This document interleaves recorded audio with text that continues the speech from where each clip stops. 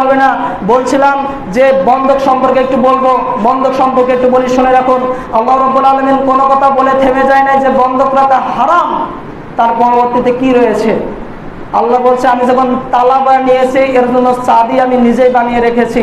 অতএব আমি যখন বন্ধক রাখা জমি বন্ধক রাখা হারাম ঘোষণা দিয়েছি, অতএব এর পরিবর্তনে আমি আল্লাহ রাব্বুল আলামিন জমি লিজ রাখা বন্ধক রাখা আমি হালাল করে দিয়েছি। সুবহানাল্লাহ বলেন। আল্লাহ রাব্বুল আলামিন বলছে জমি বন্ধক রাখা হারাম। কেমন ভাবে হারাম হয় একটু সবাই খেয়াল করেন, সবাই খেয়াল করেন আমার দিকে।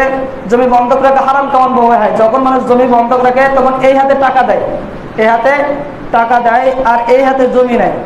যখন মানুষ জমি ফিরিয়ে দেয় তখন টাকা ফিরিয়ে দেয়, ঠিক তো?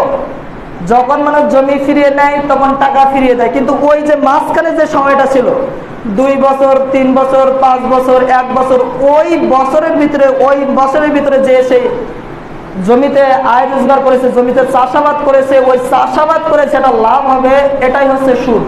আল্লাহ রাসূল বলছে এটাই হচ্ছে সুদ, কেননা এর ভিতরে রয়েছে লাভ, আর যার ভিতরে লাভ নেই সেটা হচ্ছে সুদ নয়। কেননা জমি লিজ রাখা কি হালাল। জমি মানুষ যখন লিজ রাখে এ হাতে টাকা দেয়, এ হাতে জমি নেয়। যখন মানুষ লিজটা ফিরিয়ে নেয় তখন টাকা মানুষ ফিরিয়ে দেয়। জমি যখন ফিরিয়ে নেয় টাকা ফিরিয়ে দেয়। লিজ যখন রাখে টাকা ফিরিয়ে দেয়, বলেন? টাকা ফিরিয়ে দেয় না। অতএব জমি যখন লিজ রাখা হয় টাকা ফিরিয়ে দেওয়া হয় না।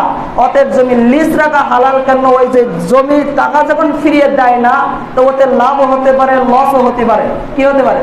লাভ হতে পারে, লসও হতে পারে। এক্ষেত্রে লাভ লসের ক্ষেত্রে তার ব্যবসাটাকে হালাল, যাতে লাভ রয়েছে শুধু লাভই করবো এমনটা যদি মনে হয় তাহলে সেটা হালাল থাকবে না, সেটা হারাম হয়ে যাবে। আর যদি শুধু মনে করবেন যে লাভ লস দুইটা হতে পারে তাহলে সেই ক্ষেত্রে সেটা হারাম। শুধু লাভ করতে চাই তাহলে সেই ক্ষেত্রে কি হয়ে যাবে? হারাম হয়ে যাবে।